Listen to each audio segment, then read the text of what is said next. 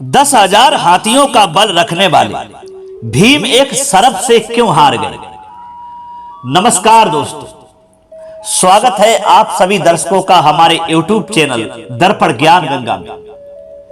दोस्तों, आज का प्रसंग महाभारत से है, जो कि ये बहुत ही ज्ञानवर्धक और रहस्यमयी है। इस महाभारत के प्रसंग से आपके लिए बहुत कुछ सीखने को भी मिलेगा और ये भी आपको बताएंगे कि जिन भीम के अंदर 10,000 हाथियों का बल था और ऐसा योद्धा एक सर्प से हार गया। तो दोस्तों, ऐसा क्यों हुआ और वह सर्प कौन था, इसी विषय पर आज इस वीडियो में चर्चा करेंगे। आपसे निवेदन है कि आप हमारी वीडियो की समाप्ति होने तक चैनल पर बने रहें और इस महाभारत के प्रसंग को समय निकाल करके पूरा ही सुने। आपके लिए ये बहुत कुछ सिखा करके जाएगा। चलिए दर्शक भाइयों, शुरू करते हैं ये पवित्र महाभारत का प्रसंग। प्रिय दर्शकों, बात उस समय की है कि जिस समय पांडवों के लिए वनवास हुआ था, तो उसी वनवास के समय जब पांडव लोग महर्षि बृहस्पति के आश्रम पर आए और वहां के अनेकों प्रकार की आश्चर्यजनक घटनाओं से युक्त वनों में निवास करने लगे, उन्हीं दिनों की बात है। एक समय भीमसेन स्वेच्छा अनुसार वन की शोभा देखने के लिए आश्रम से बाहर निकले। उस समय उनकी कमर में तलवार बंधी थी और हाथ में धनुष भी था। भीमसेन धीरे धीरे चले जा रहे थे। इतने में उनकी दृष्टि एक विशालकाय अजगर पर पड़ी, जो एक पर्वत की कंदरा में पड़ा हुआ था। उसके पर्वत के समान विशाल शरीर से सारी गुफा रुकी हुई थी। उसे देखते ही भय के मारे शरीर की रोएं खड़ी हो जाती थी। उसके शरीर की कांति हल्दी के समान पीले रंग की थी। मुंह पर्वत की गुफा के समान था। उसमें 4 चमकीली डाढ़ें थीं। उसकी लाल लाल आंखें मानो आग उगर रही हों। वह जीभ से बारंबार अपने जबड़े चाट रहा था। वह अजगर काल के समान विकराल और समस्त प्राणियों को भयभीत करने वाला था। उसके सांस लेने से जो फुसकार शब्द होता था, उससे मानो वह सब जीवों का तिरस्कार कर रहा हो। दोस्तों, भीमसेन को सहसा अपने निकट पाकर वह महासर्प अत्यंत क्रोध में भर गया और उसने बलपूर्वक दोनों भुजाओं के सहित उनके शरीर को लपेट लिया। अजगर को मिले हुए वर के प्रभाव से उसका स्पर्श होते ही भीमसेन की चेतना लुप्त हो गई। यद्यपि उनकी भुजाओं में 10,000 हाथियों का बल था, तो भी उस सर्प के चुंगल में फंसकर वे बेकाबू हो गए और धीरे धीरे छूटने के लिए तड़फड़ाने लगे। मगर उसने ऐसा बांध लिया कि वे हिल भी नहीं सके। मित्रों, तब भीमसेन ने पूछा, अरे तू कौन है? तू तो हमसे भी बलवान है। तूने हमें अपने शरीर से जकड़ लिया है। अब मेरे लिए तुझसे छुट पाना नामुमकिन हो रहा है। लेकिन अब बता, तू कौन है? मित्रों, तब भीमसेन के पूछने पर उस अजगर ने अपने पूर्व जन्म का परिचय दिया तथा साप और वरदान की कथा भी सुनाई। भीमसेन ने उससे बहुत अनुनय विनय की, फिर भी वह सर्प के बंधन से छुटकारा नहीं पा सके। इधर राजा युधिष्ठिर बड़े भयंकर अनिष्टकारी उत्पात देखकर घबरा उठे। उनके आश्रम के दक्षिण वन में भयानक आग लगी और उससे डरी हुई गीदड़ी अमंगल सूचक स्वर में दारुण चीत्कार करने लगी। हवा प्रचंड वेग से बहने लगी। रेत और कंकड़ों की वर्षा शुरू हो गई। साथ ही युधिष्ठिर का बायां हाथ भी फड़कने लगा। ये सब अपशकुन देखकर बुद्धिमान राजा युधिष्ठिर समझ गए कि हम लोगों पर कोई महान संकट उपस्थित हुआ है। उन्होंने द्रौपदी से फिर पूछा कि भीमसेन कहाँ हैं? द्रौपदी बोली, उन्हें तो वन में गए बहुत देर हो गई है। ये सुनकर के वे स्वयं तो धौम्य ऋषि को साथ लेकर भीम की खोज में चल पड़े। अर्जुन को द्रौपदी की रक्षा का कार्य सौंपा और नकुल सहदेव को ब्राह्मणों की सेवा में नियुक्त कर दिया। भीम के पैरों का चिन्ह देखते हुए वे उस वन में उनकी खोज करने लगे। ढूंढते ढूंढते पर्वत के दुर्गम प्रदेश में जाकर उन्होंने देखा कि एक महान अजगर ने उन्हें जकड़ लिया है और वे निचेष्ट हो गए हैं, यानी अचेत अवस्था में पड़े हैं।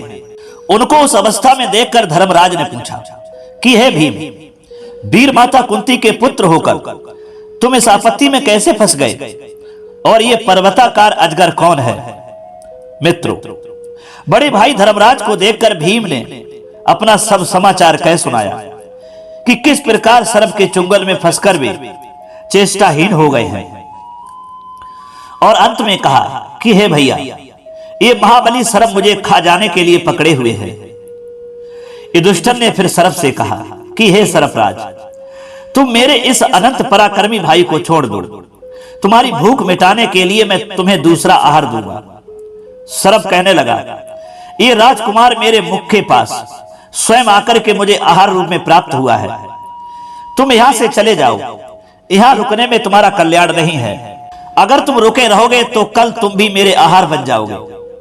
युधिष्ठिर ने कहा, सर्पराज, तुम कोई देवता हो या दैत्य, अथवा वास्तव में सर्प ही हो, ये सच बताओ।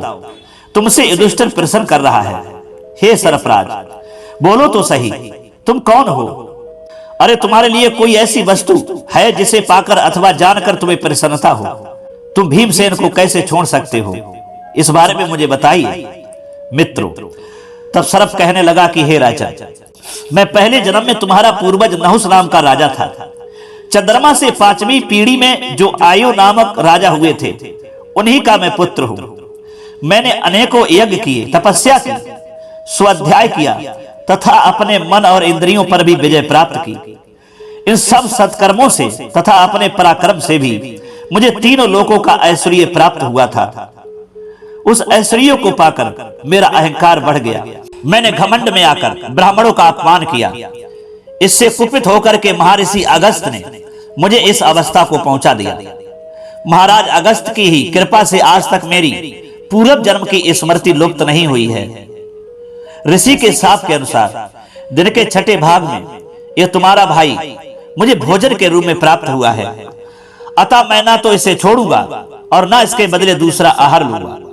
किंतु एक बात है, यदि तुम मेरे पूछे हुए कुछ प्रश्नों का उत्तर अभी दे दोगे तो उसके बाद तुम्हारे भाई भीमसेन को मैं अवश्य छोड़ दूंगा।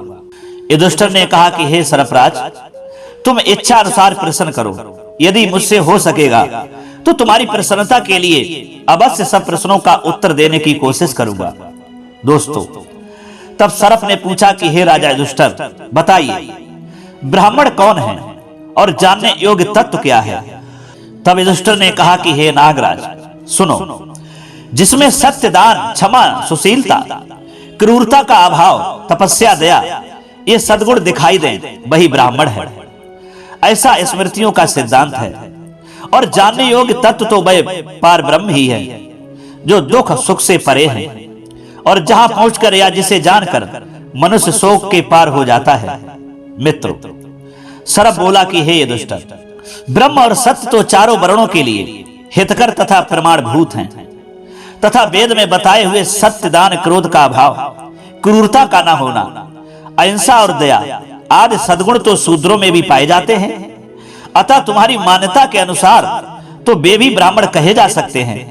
इसके सिवा जो तुमने दुख और सुख से रहित जानने योग्य पद बतलाया है, उसमें भी मुझे आपत्ति है। मेरे विचार में तो यह आता है कि सुख और दुख दोनों से रहित कोई दूसरा पद है ही नहीं।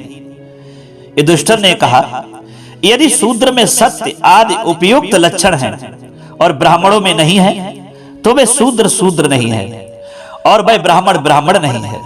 हे सर्पराज, जिसमें ये सत्य आदि लक्षण हो उसे ब्राह्मण समझना चाहिए, और जिसमें इनका अभाव हो उसको शूद्र कहना चाहिए।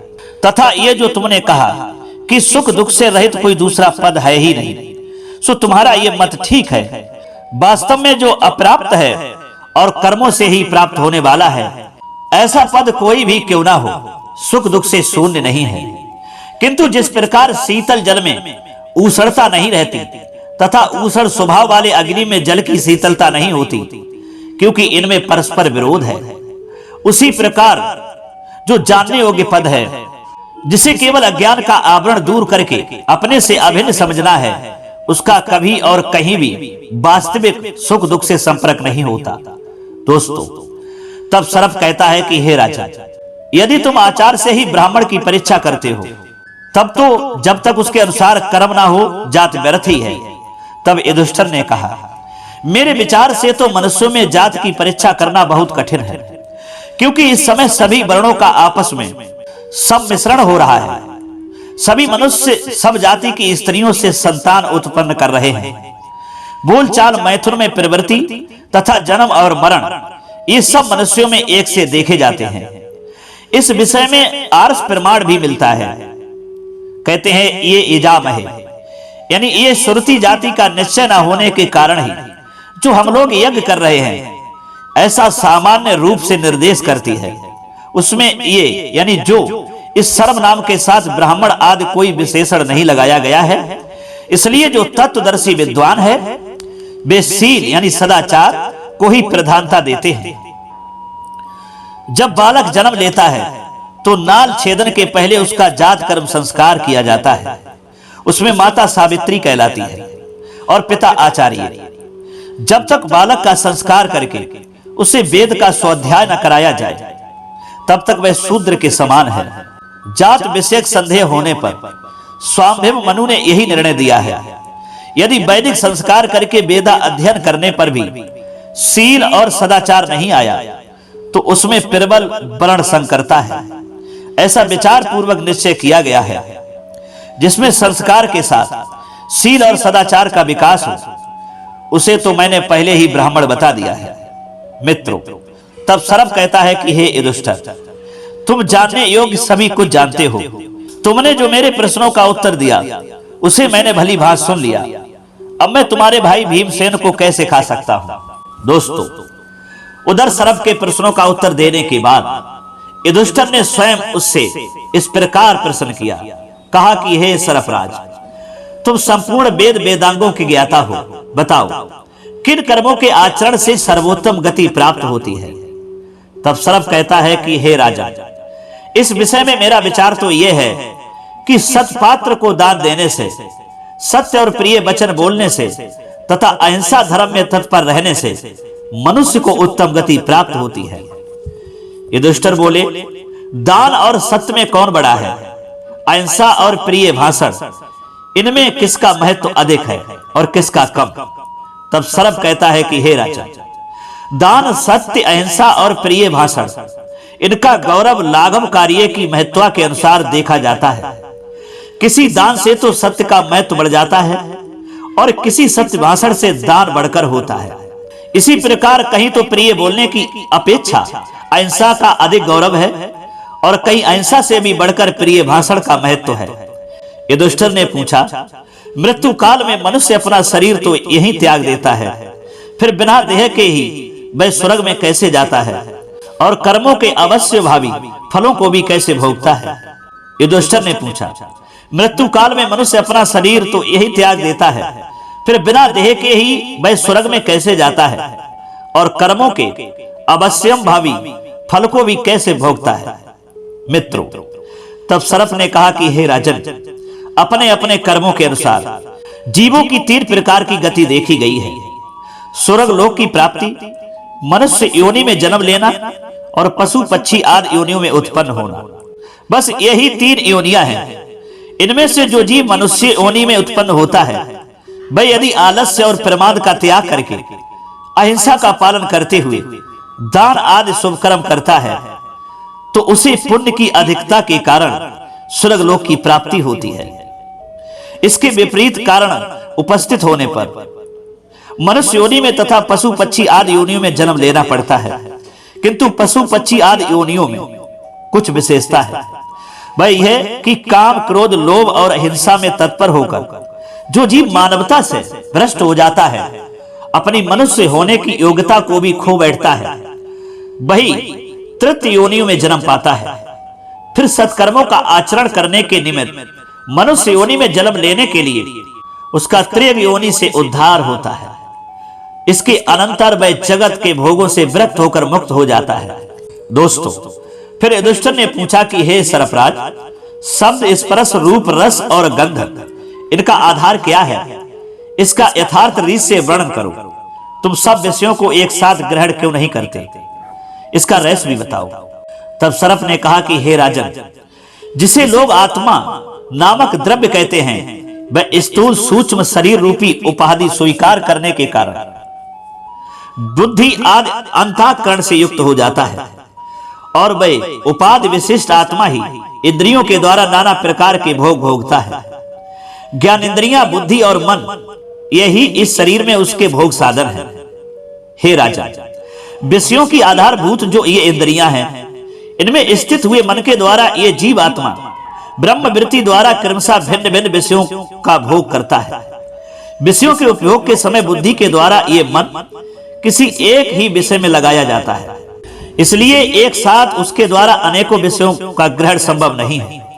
जिसे हमने बुद्धि, इंद्रिय और मन से युक्त होने पर भोक्ता बताया है, वही आत्मा या अनात्मा के चिंतन में लगी हुई उत्तम अधम बुद्धि को रूपाद विषयों की ओर प्रेरित करता है। बुद्धि के उत्तर काल में भी विद्वान पुरुषों को एक अनुभूति दिखाई देती है, जहां बुद्धि का लय और उदय होना स्पष्ट जाना जाता है।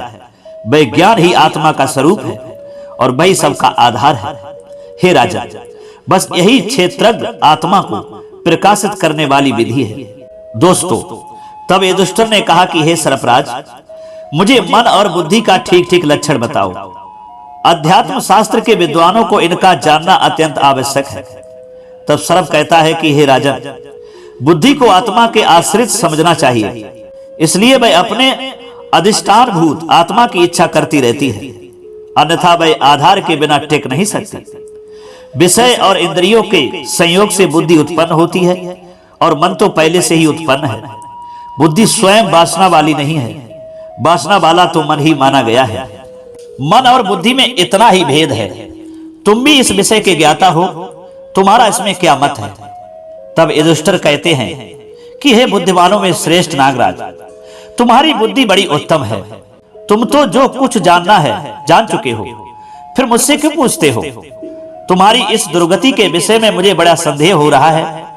तुमने बड़े बड़े अद्भुत कर्म किए, स्वर्ग का निवास पाया और सर्वज्ञ तो तुम थे ही। भला तुम्हें कैसे मोह हुआ जो ब्राह्मणों का अपमान कर बैठे? तो प्रिय दर्शकों, फिर वह सर्प कहता है कि हे राजन, ये धन और संपत्ति बड़े बड़े बुद्धिमान और सूरवीर मनुष्यों को भी मोह में डाल देती है। मेरा तो ये अनुभव है कि सुख और विलास का जीवन व्यतीत करने वाले सभी मनुष्य मोहित हो जाते हैं। यही कारण है कि मैं भी ऐश्वर्य के मोह से अभिमान में हो गया था, यानी घमंड में हो गया था। इस मोह के कारण जब मेरा अधपतन हो गया तब चेत हुआ है। अब तुम्हें सचेत कर रहा हूं। हे महाराज, आज तुमने मेरा बहुत बड़ा कार्य किया। इस समय तुमसे वार्तालाप करने के कारण मेरा ये कष्टदायक शाप निर्वर्त हो गया है। अब मैं अपने पतन का इतिहास तुम्हें बता रहा हूं। पूर्व काल में जब मैं स्वर्ग का राजा था, दिव्य विमान पर चढ़कर आकाश में विचरता रहता था, उस समय अहंकार के कारण मैं किसी को कुछ नहीं समझता था। ब्रह्म, ऋषि, देवता, गंधर्व, यक्ष, राक्षस और नाग आदि जो भी इस त्रिलोकी में निवास करते थे, सभी मुझे कर दिया करते थे। हे राजन, उस समय मेरी दृष्टि में इतनी शक्ति थी कि जिसकी ओर आंख उठाकर देखता उसी का तेज हम छीन लेता था। मेरा अन्याय यहां तक बढ़ गया कि 1000 ब्रह्म ऋषियों को मेरी पालकी ढोनी पड़ती थी और इसी अत्याचार ने मुझे राज्य लक्ष्मी से भ्रष्ट कर दिया। मुनिवर अगस्त जब पालकी ढो रहे थे, मैंने उन्हें लात लगाई। तब वे क्रोध में भरकर बोले, अरे ओ सर्प, तू नीचे गिर जा। उनके इतना कहते ही मेरे सभी राज चिन्ह लुप्त हो गए। मैं उस उत्तम विमान से नीचे गिर गया। उस समय मुझे मालूम हुआ कि मैं सर्प होकर नीचे मुंह किए गिर रहा हूं। तब मैंने अगस्त मुनि से यह याचना की, भगवान, मैं प्रमाद बस विवेक शून्य हो गया था, इसलिए यह घोर अपराध हुआ है। आप क्षमा करके ऐसी कृपा करें जिससे इस शाप का अंत हो जाए। हे राजा युधिष्ठिर, तब मुझे नीचे गिरता देखकर उनका हृदय दर्याद्र हो गया, यानी उनके हृदय में कुछ दया भाव प्रकट हो गया और वे बोले कि हे राजन, धर्मराज युधिष्ठिर तुम्हें इस शाप से मुक्त करेंगे। जब तुम्हारे इस अहंकार और घोर पाप का फल क्षीण हो जाएगा, उस समय तुम्हें फिर तुम्हारे पुण्यों का फल प्राप्त होगा।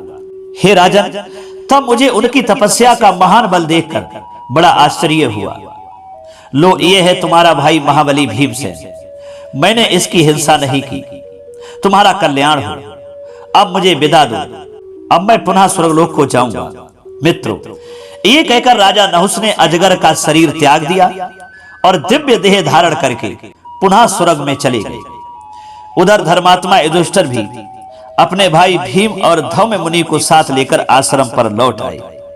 वहां एकत्रित हुए ब्राह्मणों से युधिष्ठिर ने यह सारी कथा फिर कह सुनाई। तो दोस्तों, यही था वो सर्प जो ये महाराज युधिष्ठिर और भीम के पूर्वज थे, राजा नहुस, जो मैंने इस वीडियो में बताया है कि अगस्त मुनि के श्राप के कारण राजा नहुस जो थे उन्हें अजगर का रूप प्राप्त हुआ, यानी सर्प बन गए थे। और वो क्यों बने वो भी मैंने इस प्रसंग में आपको बताया है। तो मित्रों, यही सर्प था, इसी सर्प से 10,000 हाथियों का बल रखने वाले भीम हार गए। जब सर्प ने भीम के शरीर को जकड़ लिया तो भीम उस सर्प से छूट नहीं पाए। उनका 10,000 हाथियों का बल क्षीण हो गया और वे निचेष्ट हो गए। तो दोस्तों, उम्मीद करता हूं ये महाभारत का ज्ञानमयी और रहस्यमयी प्रसंग आपके लिए बहुत ही पसंद आया होगा। अगर ये अच्छा लगा है तो कमेंट बॉक्स में जरूर बताना।